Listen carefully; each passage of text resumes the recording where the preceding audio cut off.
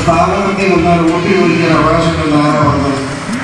വളരെ കൂടുതൽ ഓ ഏമാനായിരുന്നോ സ്ഥലമുണ്ട്. ഞാൻ രണ്ടാമത്തേത് കഴിച്ചാൽ ഞാൻ എങ്ങനെയാണെന്ന് നീ ഓർത്തു. അല്ലാതെ കൂടുതൽ മനസ്സിലായി.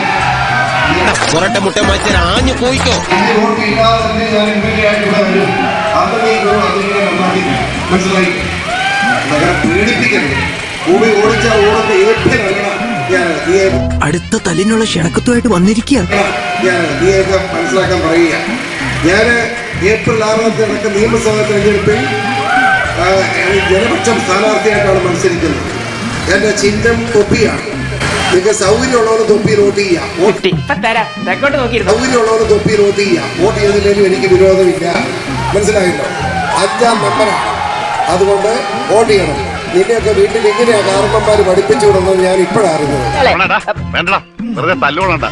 സ്വല്പം മാന്യത പഠിപ്പിച്ചു വിടുന്നത് ഞാൻ ഓർത്തത്. കാരണന്മാര് നന്നായാലും മക്കള് നന്നാവും. അതിനുവേണ്ടി ഞാൻ അല്ലാഹുവിനോട് ദുആ ചെയ്യാം നിന്നെയൊക്കെ നന്നാകാൻ വേണ്ടി.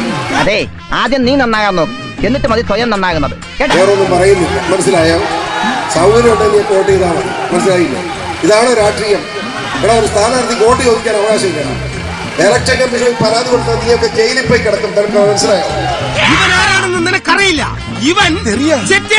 എന്റെ മര്യാദ കൊണ്ട് അത് ചെയ്യാത്ത മനസ്സിലായോ?